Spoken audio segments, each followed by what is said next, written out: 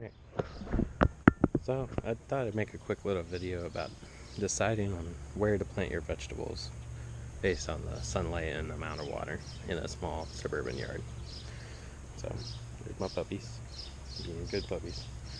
Uh, but so as you see, I just planted about what is that, 9 tomato plants right here.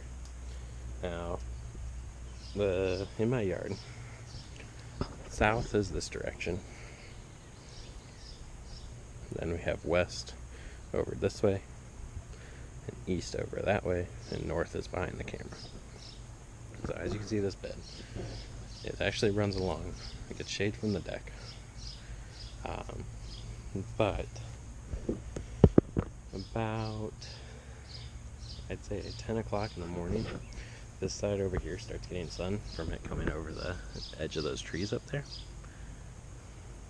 And once it comes over those trees, this is actually in sun all the way till about 2 o'clock in the afternoon, right here, when my maple trees block out the sun. So that gives it about 4 hours of direct sunlight. So it should be just enough for tomatoes. Tomatoes really like a lot of sun, so if you have a spot that has even more sun than that, it'd be better ideal. The other reason I picked this is because it doesn't get the direct sun or the wind coming out, mainly the west. It doesn't dry out as fast, so the soil actually remains wet way longer than anywhere else in my yard. So less watering, happier plants, get enough sunlight, and it'd still be able to grow. So let's look at some other places. So, as you know, I have this aquaponics system, which I've made plenty of videos for, and explaining how I set it up and how it's going and giving updates. But what I also want to do is, obviously this is taking up my 3 garden beds, so I don't want to use all of my growing space up for these 3 grow beds that are with the aquaponics. So I've been planning around the aquaponics system. So what we have is spots like this down here, which my planter cups need to go away, and dogs must have brought those out.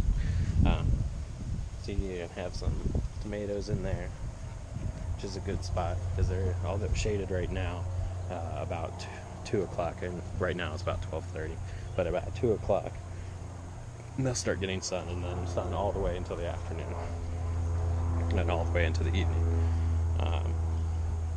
We have this little cubby hole back here that, because of the greenhouse and because of this flood and drain bed on the aquaponics system, it is actually mostly shaded.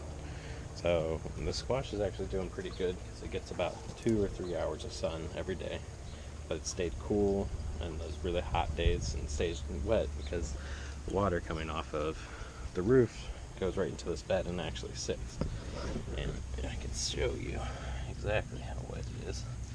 So, don't know if I'll be able to squeeze some out, but you can see the shininess. It hasn't rained here in 2 or 3 days, and this is just sopping wet soil still. So anything that's going to handle water with a little bit or not that much sunlight, this is a great spot for it. So I haven't put anything in here except for these little turnips that are coming up, and I planted these kind of late, just kind of as a fun thing to give it some cover and keep some of the weeds down. Don't know if they're probably not gonna make it through the summer because it's gonna dry out and be warm here before they get ready.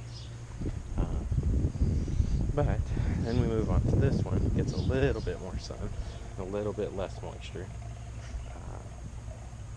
So once again, I have the turnips, but I have a butternut squash over here, and I'm gonna plant more plants along the front of that.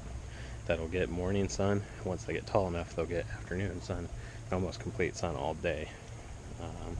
And you can see I have sweet peas companion planted in here. Those ones are doing better than the ones outside. There's some tomato plants in here, cucumbers that aren't doing that well, and then squash mound. So in this bed, I built up a pile of dirt about 2 feet high, and then I composted and mulched over top of that. So I'm planting the squash in there. I've got more seeds. I've got some corn planted in this corner that'll come up here in the next probably week or 2. So all of this is going along. So I don't want to limit myself to that aquaponics system, but knowing what type of soil you're going to have, and having variations allows you to do different crops. So you saw how wet the soil is in that first bed, and this is how dry it is over here already on top of the mound. So I'll need to water the squash more over here, but if I find crops that I don't want to have as much water or are really prime for root rot, I will probably put them in this mound just to keep them from drying out. Let's see what else. Then over here in my yard, getting away from my 2 maple trees, which provide a lot of shade on the aquaponics system, we have these nice raised beds through here, which are a little weedy, but so I have this area here that is pretty much full sun from be about 10 o'clock on into the way late afternoon. So what I have planted down here are some garbanzo beans, which love sunlight, otherwise known as chickpeas as well. And my squash. I planted some pumpkins. You see it's a flower bed too, or a little nursery bed for daylilies, which is all growing back here. I've got an azalea and this azalea, which are done blooming, but just gets a ton of sunlight. It stays decently wet, but no, I should say damp, decently damp. It's not very wet, but retains soil moisture. I've got a nice layer of good topsoil on there. Like I said, it's a little bit weedy, but it works for a nursery and to grow stuff like these beans that are gonna come up over the weeds and then drown out the weeds from the sunlight. So with that full sun, pretty much any vegetable you're gonna want to put over in like an area like this. So hope that was helpful and just see an idea of how I have to plant my garden out. So I hope that was helpful and it gives you an idea of how I have to plant my garden out. And always keep an eye on how much sun an area gets and kind of track it throughout the day, and that'll give you a better idea. You can look up online what amount of sunlight different types of plants require, so that'll give you a better idea and a planting guide. That way you can maximize your growth in these small urban lots that most of us live in now.